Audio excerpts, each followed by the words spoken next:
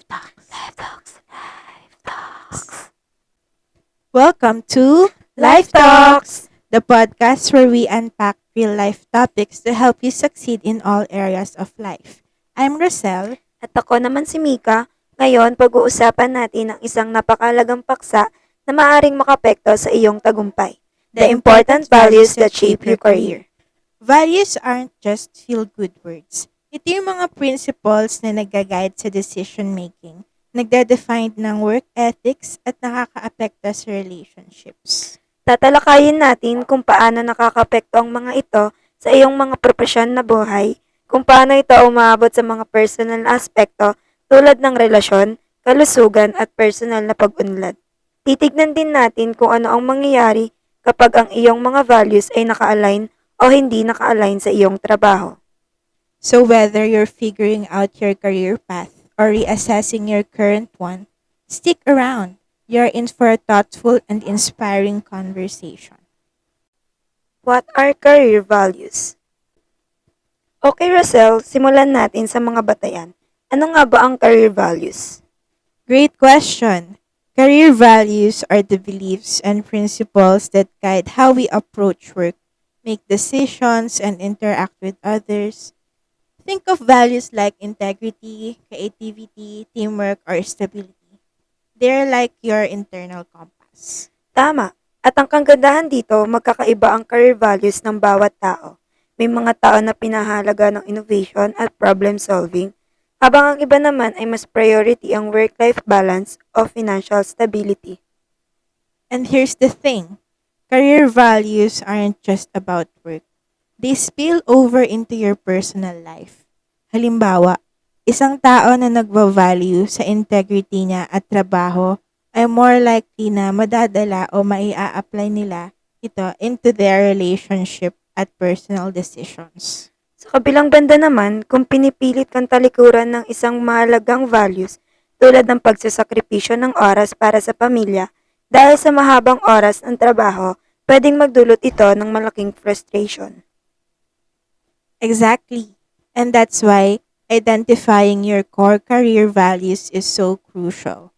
They shape your happiness and success in more ways than one. Positive effects of career values.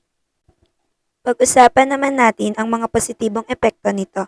Rosel, ano nga ba ang nangyayari kapag naka-align ang iyong trabaho sa iyong mga values? Oh, it's amazing. When your job supports your values, you feel fulfilled, energized, and motivated. For example, kapag binavalue mo yung teamwork and nag-work ka sa isang collaborative environment, you're likely to thrive and feel connected. Tama. At hindi lang ito tungkol sa pakiramdam sa trabaho. May ripple effect din ito. Kung masaya ka sa iyong career, mas present at engaged ka sa personal na buhay mo. Totally. Naapektuhan yung relationships, mental health, and even your physical health. For instance, if you value work-life balance and you're in a job that respects that, you're less likely na ma-experience mo ang burnout and more likely makakapag-spend ka ng quality time kasama yung loved ones mo.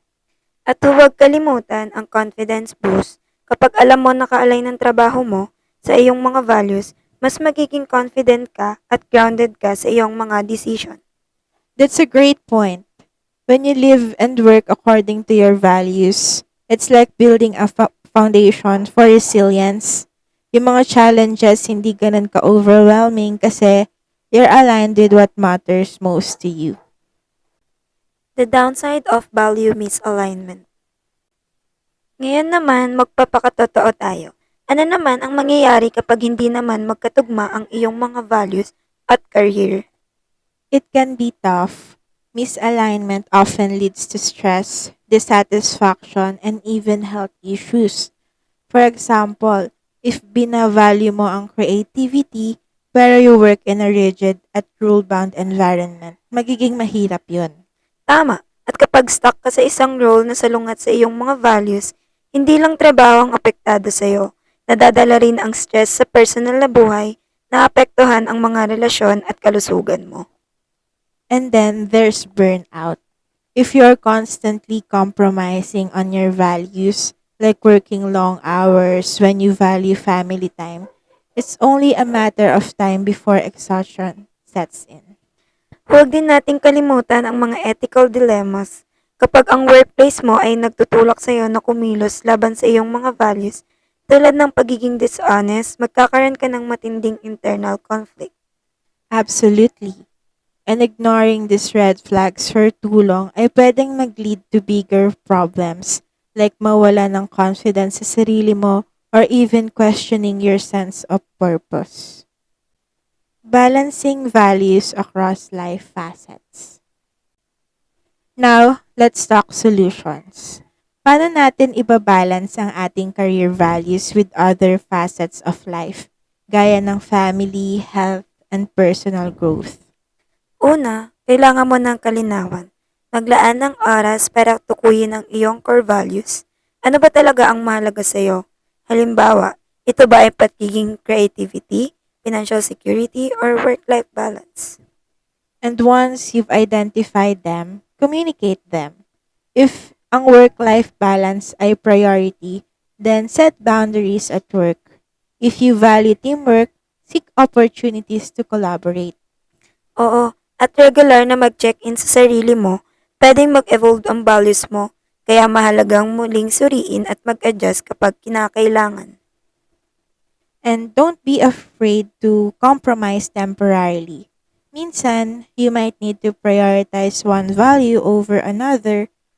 For example, focusing on career growth while your kids are young but aim for balance in the long run. Lahat ay tungkol sa pagiging intentional. Kapag naiayon mo ang iyong career sa iyong mga values, kadalasan mas maayos ang iba pang aspekto ng buhay mo. Alright, let's wrap this up. Mika, what's your biggest takeaway for today's conversation?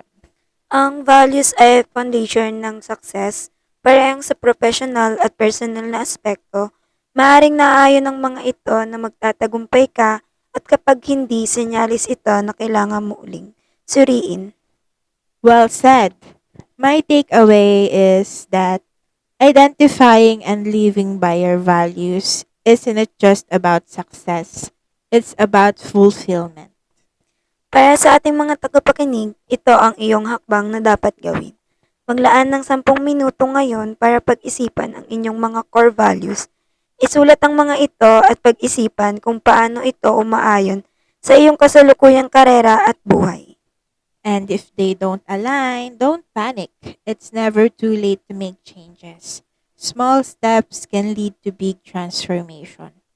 Salamat sa pakikinig sa Life Talks! Kung nagustuhan ninyo ang episode na ito at ay mag-subscribe at mag-iwan ng review at ibahagi ito sa iyong mga kaibigan. We'd love to hear your thoughts. What values guide your career? Share with us on social media. Until next time, remember, Stay true to your values!